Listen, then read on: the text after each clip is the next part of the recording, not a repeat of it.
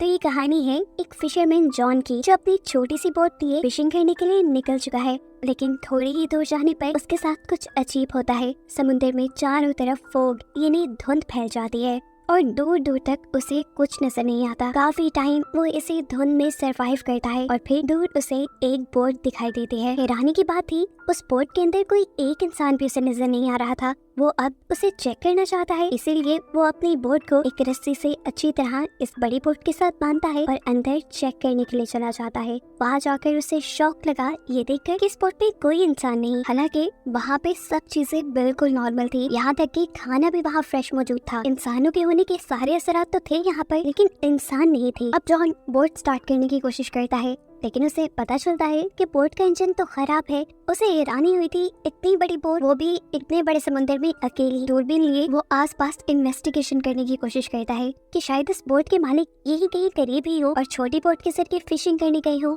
लेकिन धुंध इतनी थी कि उसे कुछ नजर नहीं आया। अब जॉन वापस कंट्रोल रूम के अंदर जाता है और वहाँ से रेडियो मैसेजर ऑन करके हेडक्वार्टर में मैसेज देता है कि ये एक बोट यहाँ समुद्र में फंसी हुई है, अगर कोई मुझे सुन रहा है तो प्लीज मुझे जवाब दे। ये सब करने के बाद उसने फैसला कर लिया था कि वो तो अपनी ही बोट में जाएगा, और जैसे ही वो ऊपर आया तो ये देखकर हैरान हो गया कि उसकी बोट वहाँ से गायब हो चुकी थी। हालांकि उसने बोट को अच्छी तरीके से बांधा भी था। उसकी अपनी बोट के गायब होते ही एक और अजीब काम उसके साथ ये हुआ कि यहाँ से सारी धुंध भी हट गई, आसमान बिल्कुल साफ हो गया। दोपहर का वक्त था, वो अब इसी शिप में वापस आ गया। अब क्योंकि वो खुद इस बोट में फंस चुका था, इसलिए वो मैप के जरिए अपना रास्ता ढूंढने की कोशिश करता है और ये पता चलाने की कोशिश करता है कि अब वो है कहाँ और उसे अपने घर वापस जाने के लिए कौन सा रास्ता लेना होगा। मसला एक और भी था ना, इस बोट का इंजन भी खराब था। अगर उसे अपनी जान बचानी थी तो किसी तरह इस बोट को चलाना था। वो अब इंजन ठीक करने की कोशिशों में लग जाता है। इसी बोट से टूल बॉक्स ढूंढता है और थोड़ी ही देर की कोशिश के बाद वो इसके इंजन को ठीक करने में कामयाब हो भी गया। ये उसके लिए बहुत बड़ी अचीवमेंट थी। अब बोट काम कर रही थी, वो इस बोट को कहीं भी ले जा सकता था, लेकिन रास्ता तो समझ आए, इसलिए वो दोबारा कंट्रोल रूम से कांटेक्ट करता है, लेकिन कोई भी उसे जवाब नहीं देता। फिर बेचारा दोबारा ऊपर आ जाता है और ऊपर आते ही उसे वॉशरूम जाने की जरूरत पड़ जाती है। कोई देख तो रहा नहीं था उसे, नीचे जाने के बजाय वो समंदर में ही काम करने का डिसाइड करता है। लेकिन तभी अचानक कोई उसे पीछे से धक्का दे चुका था, जिसकी वजह से वो गिर गया। वो पानी में भी डूब सकता था, लेकिन रेलिंग को पकड़कर उसने बड़ी मुश्किल से अपनी जान बचाई। हवा का प्रेशर भी इतना तेज था कि उससे वापस आना भी मुश्किल हो गया। अब बस वो डूब ही जाता, लेकिन वो हिम्मत नहीं हारता और रेलिंग को पकड़े पकड़े ही इस बोट के अंदर वापस आ जाता है। इस सारे चक्कर में उसका काम नहीं हो पाया था, इसीलिए वो नीचे टॉयलेट में गया। जहाँ जाते ही किसी ने जोर से उसका दरवाजा बंद कर दिया। इस चीज पे जॉन ने ज्यादा ध्यान नहीं दिया, क्योंकि उसे लगा था शायद हवा के प्रेशर की वजह से बंद हुआ है। लेकिन जैसे ही वो फारिग होकर पीछे मुड़ा तो दरवाजा लॉक था, वो भी बाहर से। अब इस दरवाजे को वो हर जगह से खोलने की कोशिश करता है, अपने पॉकेट से कॉइन निकाल कर खोलने की भी कोशिश करता है, लेकिन ये चीज कामयाब नहीं हुई। उसका दिमाग खराब होता जा रहा था। उसे लगने लगा कि कोई शिप में है जो उसके साथ एक गंदी गेम खेल रहा है और उसे टॉर्चर कर रहा है। वो जोर जोर से चिल्लाने लगा,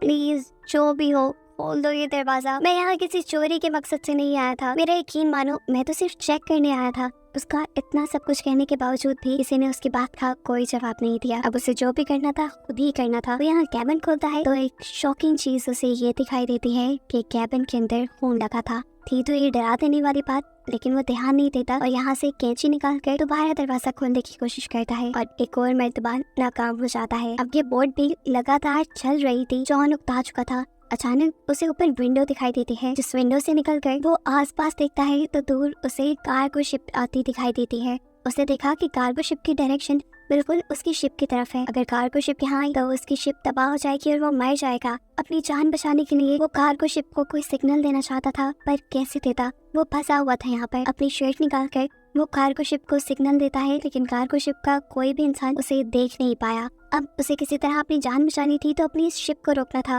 वरना कार्गो शिप इसे तबाह कर देती। तभी उसे विंडो के ऊपर एक रस्सी दिखाई देती है और उसे आइडिया आता है कि क्यों ना वो इस रस्सी के जरिए ही शिप को रोके। वो रस्सी को बांध बूंद कर बाहर फेंकता है ताकि बोट रुक सके, लेकिन यहाँ उसी के साथ बुरा हो गया। वो रस्सी उसी की शिप के फैन के साथ लिपट गई और बाथरूम के अंदर से वो रस्सी उसके गले के अंदर अटक गई। उसका गला तो अब घुट रहा था, वो मर जाता, लेकिन वो बड़ी मुश्किल से किसी और टूल के जरिए इस रस्सी से अपनी गर्दन छुड़वाता है। गर्दन पूरी लाल हो गई थी, वो मरने ही वाला था, लेकिन बच गया। खैर, रस्सी के फैन में लिपटने की वजह से ये शिप तो रुक गई थी, लेकिन ये फिर भी काफी नहीं था। कार्गो शिप फिर भी उसकी शिप से टकरा जाती है, जिसकी वजह से उसकी शिप को बहुत बुरा झटका लगता है और वो भी यहाँ गिर कर बेहोश हो जाता है। उसके सर पे अब चोट भी आ गई थी। जॉन को जब होश आया तो उसने देखा कि अब बाथरूम में पानी भर रहा था और हैरानी की बात थी, ये समुंदर का पानी नहीं था बल्कि साफ पानी था। यानी कोई तो था जो उसे डराने की, उसे मारने की कोशिश कर रहा था। वो एक और मर्तबा भीख मांगता है, जो भी हो प्लीज छोड़ दो मुझे, लेकिन कोई उसकी सुन ही नहीं रहा था। उसे भूख और प्यास भी लगी थी, उसकी ताकत भी कम हो गई थी। पानी पीने के लिए वो वॉशरूम का ही शॉवर यूज करता है तो देखता है कि पानी खत्म हो चुका था। नाचार वो जब फर्श से पानी उठाकर पीने लगता है तो उसे पता चला कि अब ये पानी नमकीन था, ये समुद्र का पानी था। और ऐसे वो जान गया कि उसकी बोट के अंदर कोई होल हो गया है, कोई सुराख हो गया है, जिससे समुद्र का पानी बोट के अंदर आ रहा है और अब जल्दी ये बोट डूब जाएगी। वो दोबारा कोशिश करता है इस दरवाजे को खोलने की, लेकिन ऐसा लग रहा था कि किसी ने दरवाजा बाहर से बंद किया हुआ है। रात भी हो चुकी थी और जब बोट के ऊपर का सीन दिखाया जाता है तो पता चलता है कि इस बोट को कोई चला रहा था जो इनविजिबल है, नजर नहीं आ रहा। जरूर वो कोई इवल क्रिएचर है। पानी भी भर भर के काफी ऊपर आ गया था और इसी सदमे में जॉन को नींद भी आ गई। रात हुई तो समुद्र में तूफान आ गया। तूफान की वजह से बोट का भी बहुत नुकसान हुआ और जॉन को भी बहुत चोट आई। सुबह जब उसकी आंख खुली तो पानी का लेवल इतना बढ़ चुका था कि सिर्फ उसका चेहरा ही बाहर था। अब तो उसने मान लिया था कि वो थोड़ी ही देर में मर जाएगा, लेकिन तभी उसे क्लिक की आवाज आई और जैसे ही उसने हैंडल घुमाया तो दरवाजा खुल चुका था। पानी के प्रेशर की वजह से दरवाजा टूटकर बाहर की तरफ गिर जाता है और ऐसे जॉन को यहाँ से रिहाई मिल जाती है। सबसे पहले वो बोट के ऊपर जाता है और ताज़ा हवा में सांस लेता है, क्योंकि नीचे ऑक्सीजन लेवल बहुत ज्यादा कम हो चुका था। अब वो जान गया था कि यहाँ पे जो कोई भी है वो उसे हर हाल में टॉर्चर करना चाह रहा है। इससे ज्यादा वो टॉर्चर बर्दाश्त नहीं कर सकता। साथ ही नीचे बोट में पानी भी भर रहा था। वो जानता था ये बोट कभी भी डूब जाएगी। फैसला तो उसने कर लिया था कि वो यहाँ रहेगा नहीं, इसीलिए उसके दिमाग में एक आइडिया आता है। वो इसी शिप से एयर बैग्स लेता है और नीचे जो अभी बाथरूम का दरवाजा टूटा था वो लेकर उन सारी चीजों को आपस में बांध कर अपने लिए एक छोटी सी राफ्ट बनाता है ताकि वो इसके जरिए यहाँ से भाग सके। लेकिन कुछ और चीजें भी तो जरूरी थी। वो इस राफ्ट को चलाता कैसे? सारी चीजों का इंतजाम वो इसी बड़ी बोट से करता है। यहाँ तक कि खाने पीने की चीजें भी वो यहीं से लेता है और फिर इस बोट से उतर जाता है। फाइनली अब वो अपनी राफ्ट में आ गया था। जब वो चलाते चलाते वो बहुत ही मेहनत से आहिस्ता आहिस्ता आगे जा रहा था और ये बड़ी बोट उसके सामने ही खड़ी थी। घंटों गुजर जाते हैं, वो भी ज्यादा सफर तय नहीं कर पाता और देखता है कि वो बोट भी वैसे की वैसी ही खड़ी है जिसके बारे में उसे लग रहा था कि वो 5 से 10 मिनट में डूब जाएगी। अगर वो अभी तक नहीं डूबी तो इसका मतलब है कि वो डूबेगी नहीं। यही सोचते हुए उसके दिमाग में आइडिया आता है कि क्यों ना जाकर इसी बोट के लीकेज सिस्टम को ठीक कर दूं, ऐसे मैं भी आराम से उसी बोट में सफर कर पाऊंगा। यही सोचते हुए वो इस बोट पे वापस आता है। सबसे पहले बोट की लीकेज ठीक करता है और फिर एक पंप बनाता है जिससे कि बहुत ही आसानी से बोट में मौजूद सारा समुद्र का पानी समुद्र में वापस आ चुका था। लीकेज खत्म करने और पानी निकालने के बाद इस बोट में जितनी भी प्रॉब्लम्स थी उसने वो सारी प्रॉब्लम्स ठीक कर दी और इस बोट को बाहर से भी रिपेयर कर दिया ताकि आगे कोई मसला ना हो सफर में। ये सब करने के बाद वो दोबारा रेडियो के जरिए मदद बुलाने की कोशिश करता है, लेकिन इस मर्तबा भी जब उसे कोई जवाब नहीं मिला तो ना चाहे वो अब बोट के ऊपर आ गया। उसके पास मैप था, वो दोबारा रास्ता ढूंढने की कोशिश करता है और इस बोट को चलाता है, लेकिन एक और मर्तबा ये बोट उसे धोखा दे देती है और चलती ही नहीं। वो बोट बिल्कुल स्टिल हो गई थी,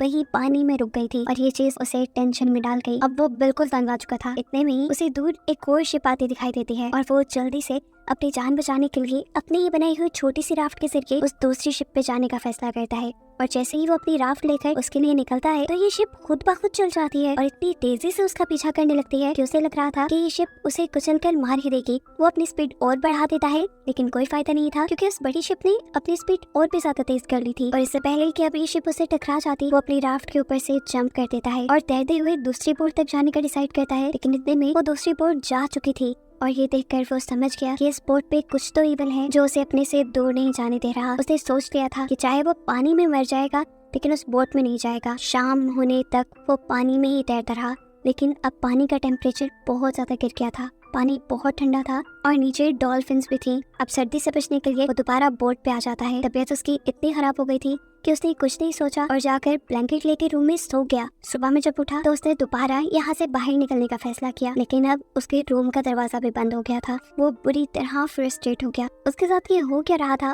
वो समझ ही नहीं पा रहा था। तभी उसे यहाँ पे एक छोटा सा कैबिन नजर आता है, जिसे खोलने पे उसने देखा कि ऊपर से एक रास्ता है, एक रोशनदान है जो खुल के वो यहाँ से बाहर जा सकता है। वो अब उस कैबिन के अंदर चला गया जो जगह बहुत छोटी थी। असल में वो एक स्टोरेज एरिया था। इस स्टोरेज एरिया के जरिए वो जितनी भी बार यहाँ से ऊपर चढ़ने की कोशिश करता था नीचे गिर जाता था। ऐसे उसको कई चोटें आ गई थी, लेकिन उसने हार नहीं मानी और दोबारा ऊपर चढ़कर उस रोशनदान को खोलने की